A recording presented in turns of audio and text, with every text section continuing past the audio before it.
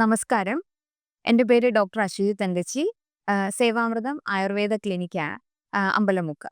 ഇന്ന് നമ്മുടെ ടോപ്പിക് എന്ന് പറയുന്നത് കൈകാലിലുണ്ടാകുന്ന തരിപ്പ്, മരവിപ്പ്, അതുപോലെ വേദന ഇതിനെ പറ്റിയാണ് ഇന്ന് ഞാൻ ഡിസ്കസ് ചെയ്യുന്നത്. അപ്പോൾ നമുക്ക് ഈ കൈകാലിലുണ്ടാകുന്ന വേദനയും അല്ലെങ്കിൽ കഴപ്പ്, തരിപ്പ് ഇതൊക്കെ പ്രധാനമായിട്ടും പല കാരണങ്ങൾ കൊണ്ട് ഉണ്ടാകാം. അതിലൊന്ന് പറയുന്നത് പ്രധാനമായിട്ടും നമ്മുടെ ഡയബറ്റിക് ന്യൂറോപ്പതി എന്ന് പറയും. ആ ഒരു കണ്ടീഷൻസിൽ ഇതുപോലെ നമുക്ക് കണ്ടിന്യൂസ് ആയിട്ടുള്ള ഈ ബുദ്ധിമുട്ടുകൾ ഉണ്ടാകാം.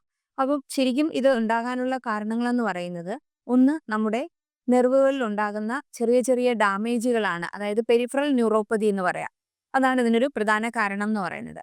പിന്നെ അതുപോലെ ഞാൻ ഈ പറഞ്ഞ പോലെ ഡയബറ്റിക് പ്രോബ്ലം ഉള്ള ആൾക്കാർക്കും അതുപോലെ തന്നെ ആർത്രൈറ്റിസ് കണ്ടിന്യൂസ് ആയിട്ട് നമുക്ക് ജോയിന്റ്സിൽ ഉണ്ടാകുന്ന നീർക്കെട്ട് അതുപോലെ ഇൻഫ്ലമേഷൻസ് പിന്നെ കൈകാലം നിവർത്താനും മടക്കാനുമുള്ള ബുദ്ധിമുട്ട് ഇങ്ങനെയുള്ളൊരു ബുദ്ധിമുട്ട് കാണാറുണ്ട്.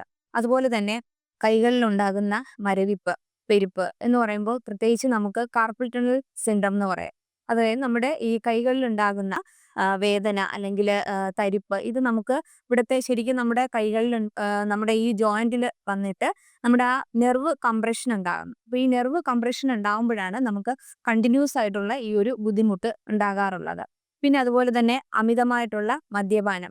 ഈ അമിതമാനമായിട്ടുള്ള മദ്യപാനം എന്ന് പറയുന്നത് ശരിക്കും നമ്മുടെ നെർവിനെ ഞരമ്പുകളെ ശരിക്കും അതൊരു ബ്ലോക്ക് ആക്കുന്ന ഒരു ഡാമേജ് വരുത്തുന്ന ഒരു കണ്ടീഷനാണ് ഈ ഒരു അവസ്ഥയെന്ന് പറയുന്നത്. പിന്നെ അതുപോലെ വെരിക്കോസ് വെയിൻ കൊണ്ടുള്ള ബുദ്ധിമുട്ടുള്ള ആൾക്കാർക്കും ഇതുപോലെയുള്ള കൈകാൽ കഴപ്പ് അല്ലെങ്കിൽ തരിപ്പ്, വേദന ഇങ്ങനെ കാണാറുണ്ട്. പിന്നെ അതുപോലെ നമ്മൾ വിറ്റമിൻസുകളുടെ ഡെഫിഷ്യൻസി ഇങ്ങനെ ഈ പറയുന്ന കാരണങ്ങൾ കൊണ്ടാണ് പ്രധാനമായിട്ടും കൈകാൽ തരിപ്പ് അല്ലെങ്കിൽ മരവിപ്പ് ഇങ്ങനെ ഉണ്ടാകുന്നത്. അപ്പോൾ അതിന് നമ്മൾ പ്രധാനമായിട്ടും ശ്രദ്ധിക്കേണ്ട കാരണങ്ങൾ എന്ന് പറയുന്നത് ഒന്ന് ഇപ്പോൾ ഡയബറ്റിക് ന്യൂറോപ്പതി ഉള്ള ആളുകൾ ശ്രദ്ധിക്കേണ്ടത് പ്രധാനമായിട്ടും പ്രത്യേകിച്ചും നമ്മുടെ ഈ നെർവുകളിൽ ഉണ്ടാകുന്ന ഡാമേജുകൾ മാറ്റാനായിട്ട് പ്രത്യേകിച്ച് നമ്മൾ ഡയബറ്റിക് കൺട്രോൾ ചെയ്യുക. അതുപോലെ തന്നെ കഴിവതും നമ്മൾ ചെറിയ എക്സസൈസ് കാര്യങ്ങളൊക്കെ ചെയ്യാനായിട്ട് ശ്രമിക്കുക. അതുപോലെ നെർവ് കംപ്രഷൻ അല്ലെങ്കിൽ കാർപ്പൽ ടണൽ സിൻഡ്രം എന്ന് പറയുന്ന ഒരു അവസ്ഥ അതും ഈ പറഞ്ഞതുപോലെ തന്നെയാണ്. നമ്മൾ തണുപ്പ് അധികം അടിക്കാതിരിക്കുക. അതുപോലെ തന്നെ ചെറിയ രീതിയിലുള്ള എക്സസൈസ് കാര്യങ്ങൾ ചെയ്യാനായിട്ട് ശ്രമിക്കുക. പിന്നെ അതുപോലെ തന്നെ ഇത് പ്രധാനമായിട്ടും വൈറ്റമിൻ ഡെഫിഷ്യൻസിയുടെ കാര്യം പറഞ്ഞല്ലോ, അതുകൊണ്ടും ഈ ഒരു ബുദ്ധിമുട്ടുകൾ ഉണ്ടാകാം. പ്രത്യേകിച്ച് വൈറ്റമിൻ B1 അല്ലെങ്കിൽ വൈറ്റമിൻ B12 ഇതിൻ്റെ ഒക്കെ പ്രത്യേകിച്ച് ഈ ഒരു ന്യൂട്രീഷൻസിൻ്റെ ഡെഫിഷ്യൻസി കൊണ്ട്. അപ്പോൾ നമ്മൾ പ്രധാനമായിട്ടും ഈ വൈറ്റമിൻ B1 എന്ന് പറയുമ്പോൾ തയമിൻ എന്ന് പറഞ്ഞിട്ടുള്ള ഇത് നമ്മുടെ ബോഡിക്ക് അത്യാവശ്യമാണ്. അപ്പോൾ നമ്മൾ പ്രധാനമായിട്ടും തവിട് ചേർന്നിട്ടുള്ള അരി ആഹാരം കഴിക്കുക. അതുപോലെ തന്നെ നമ്മുടെ പംകിൻ സീഡ് അതിൻ്റെ ഇതും ഇതിന് വളരെ ഉപയോഗമാണ്.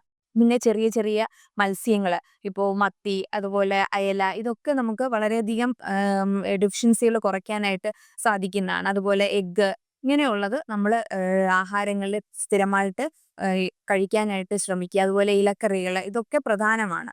പിന്നെ അതുപോലെ തന്നെ നമ്മൾ ഡെയിലി ഈ ഒരു ബുദ്ധിമുട്ടുള്ള ആൾക്കാർ സ്ഥിരമായിട്ട് നമ്മൾ എക്സസൈസ് ചെയ്യുക. അതുപോലെ തന്നെ കാലിനെ നമുക്ക് സ്ട്രെങ്തനിങ് എക്സസൈസ് ചെയ്യുക. ഇതൊക്കെ ചെയ്യുന്നത് നമുക്ക് ഒരു ലിമിറ്റ് വരെ നമുക്ക് കൈകാൽ തരിപ്പ് അല്ലെങ്കിൽ മരവിപ്പ്, കണ്ടിന്യൂസ് ആയിട്ടുള്ള വേദന ഇതൊക്കെ കുറയ്ക്കാനായിട്ട് സാധിക്കുന്നതാണ്.